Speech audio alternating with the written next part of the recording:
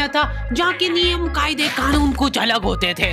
इस जेल के कैदी डेली अपने घर से बस्ता टांग के यहाँ पे आते हैं दिहाड़ी करने। कई माँ बाप उनके बच्चों को खुद इस जेल में फेंक के जाते हैं ताकि उनका बच्चा जिंदगी में एक सक्सेसफुल दिहाड़ बन सके। दरिंदे रोक दे बच्चा।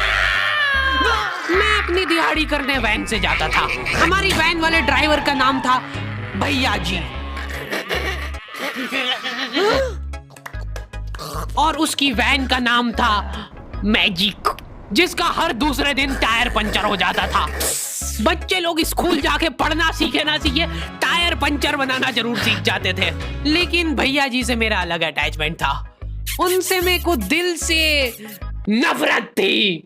ये आदमी सुबह 5 बजे आके मेरे घर के सामने हॉर्न बजाता था। अरे भैयू, ओए भैयू, जल्दी से तैयार हो जा बेटा, 5 मिनट में निकलना है फटाफट। 9 बजे का स्कूल है यार हमारा।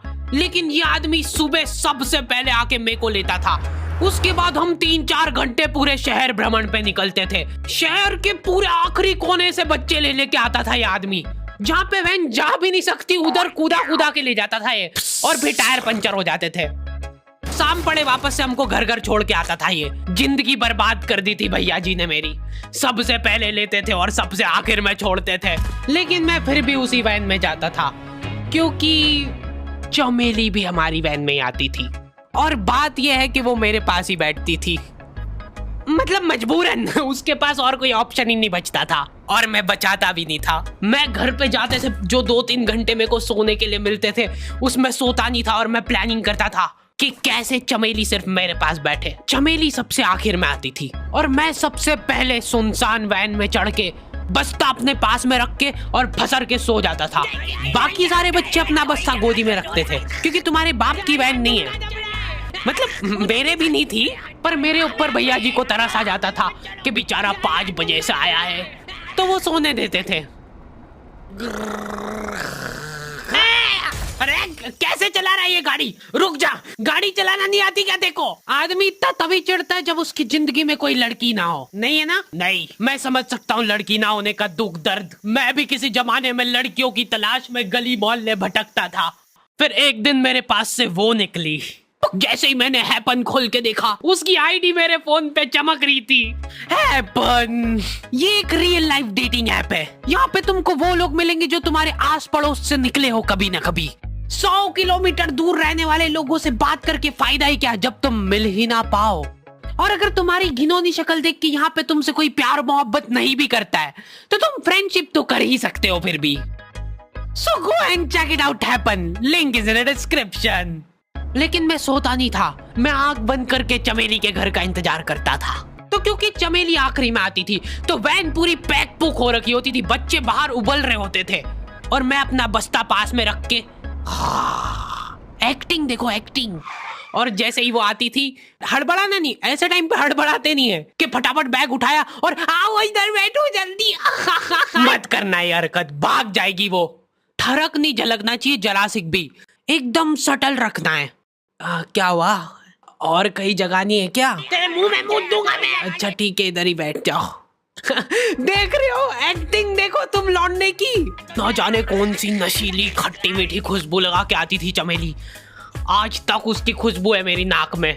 मैं वो खुशबू का पूरा मजा ले ही रहा होता हूँ, इतने में एकदम भभका बास आती है निकाह से। जैसे ही मैं बाहर झांकता हूँ, मरा हुआ कुत्ता पड़ा है वहाँ पे। एक काली कार सूख करके निकली और मेरे बच्चे को मार दिया। कैसे करके निकली? शूक। ऐसे नहीं निकली थी, मैं यहीं पे खड़ा था, वो कार आई थी और जैसे ही वो बच्चा नीचे आया तब वो खड़ा, वो बच्चा चिल्लाया और फिर कार करके भाग गई। उधर कुछ बच्चे ऑटो रिक्शा से भी आते थे स्कूल।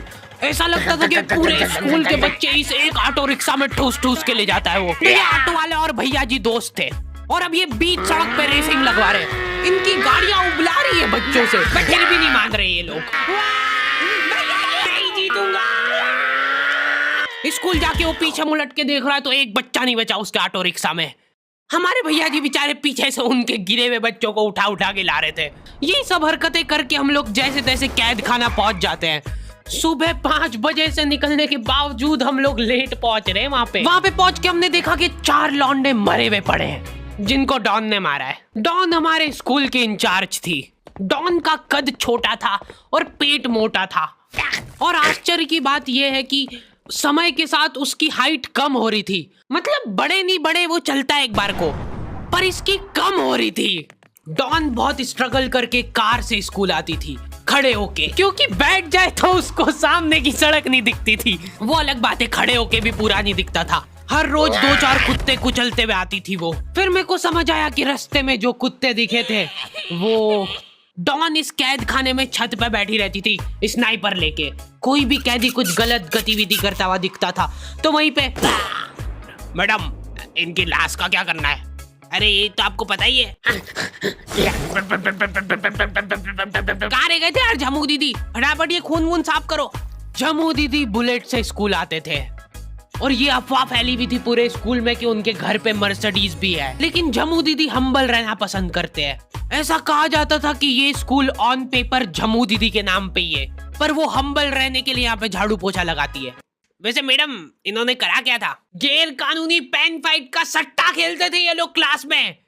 उससे मेरे को प्रॉब्लम नहीं है, मेरे को क्यों नहीं? हाँ, हमारी क्लास में पेन फाइट का सट्टा चलता था। हमारे इधर जो लौंडा पेन फाइट में जीतता था, सामने वाले का पेन उसका हो जाता था। कुछ बच्चे अपना सब कुछ दांव पे लगा देते थे और कर्जे में डूब जाते थे। फिर भी वो लोग हार नहीं मानते थे और अपने दोस्त से पेन उधार लेके खेलते थे और वापस हार जाते थे। तो अब क्लास में कुछ बच्चों के पास पोटला भर के पेन पड़ा है और कुछ बच्चों के पास पेन ही नहीं है। पेन इस कैद खाने की करेंसी थी। जिसके पास जितने महंगे पेन वो उतना रईस। यहाँ पे ब्लैक में पेन इधर उधर होते थे। नॉर्मल लोगों के पास होते थे 5 रुपए वाले जीफी जेल, जो कि तुम एक पन्ने पे लिखोगे तो पीछे 10 पन्ने तक छप जाएगा। और उनसे भी गए बीते लोग होते थे जो 3 रुपए वाला यूज एंड थ्रो लेके आते थे और उससे भी उनकी अच्छी राइटिंग आ जाती थी। बहुत चिढ़ मचती थी यार मैं कौन से। और कुछ चुनिंदा रईस लोग होते थे जिनके पास होता था ट्राइमैक्स। हर बच्चे का सपना होता था कि उसके पास एक ट्राइमैक्स हो, साथ में आसपास 2-4 लड़कियां हो। मेरे को प्लीज मेरे को यहाँ पे ऑटोग्राफ दे दो। ये लो ट्राइमैक्स किंग के। ये ट्राइमैक्स क्या बात कर रही है? सही में एकदम रईस लोग ही अफोर्ड कर पाते थे ट्राइमैक्स। वो बाबड़े भी एक एक अक्षर लिख के रिफिल खोल के देखते थे। खाली हो रही है तो एक बार एक रईस बच्चे का ट्राइमैक्स चोरी हो गया। पूरे स्कूल में हाहू मच गई थी। वो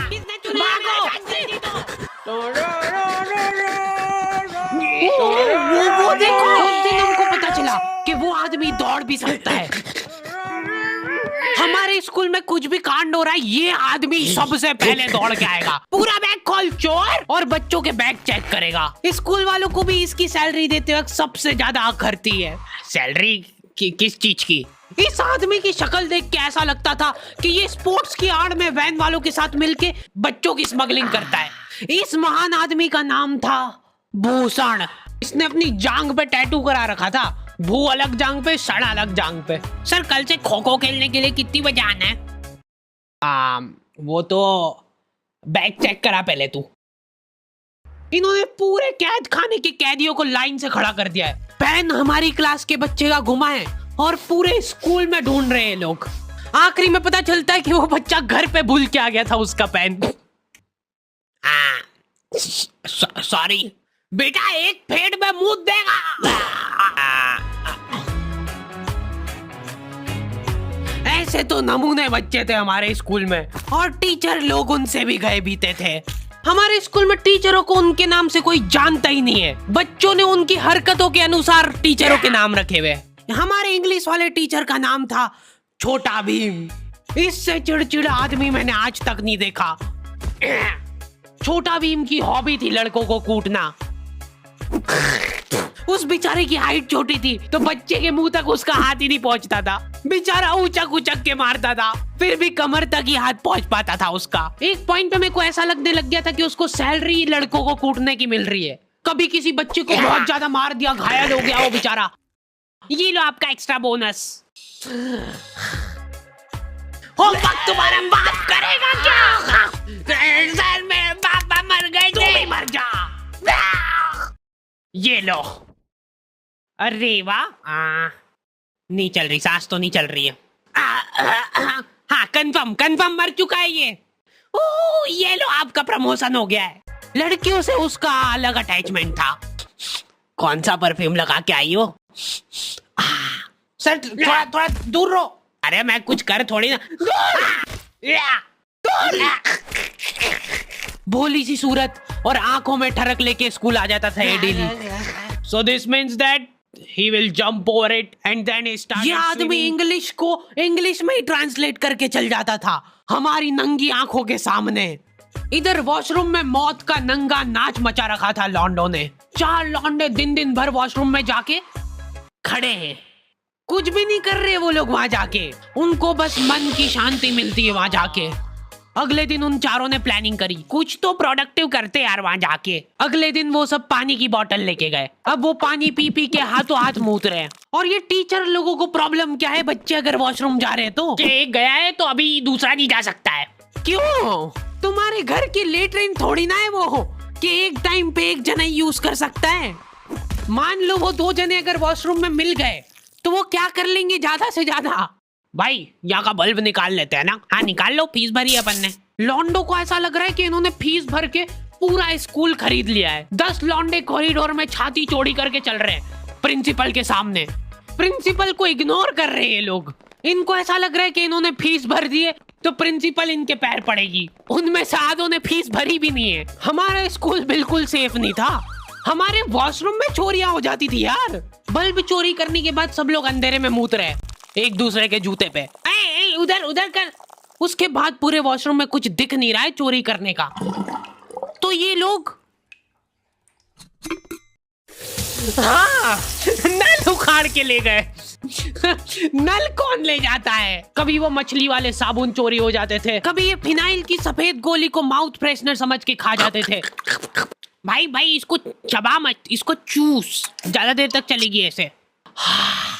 ठंडक हो रही भाई, ठंडक।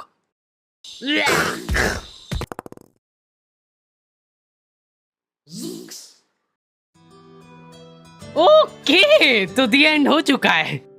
होपफुली तुम लोगों को ये वीडियो पसंद आई होगी। अब कोई भी रोएगा नहीं। डैडी किधर गया? वो मर चुका है। लो भाई तुमको जो चाहिए था ले आया हूँ मैं। अपने दोस्तों को ब्लैकमेल करो उनकी गंदी फोटोज दिखा के कि उनको ये वीडियो मजबूरन देखना पड़े। बाकी अगर तुमको इसका सेकंड पार्ट चाहिए तो 2.5 लाख लाइक्स कर दो फटाफट। और हैपन चेकआउट करना बिल्कुल मत भूलना, लिंक मैंने डिस्क्रिप्शन में डाल दी है। मिलते हैं नेक्स्ट वीडियो में।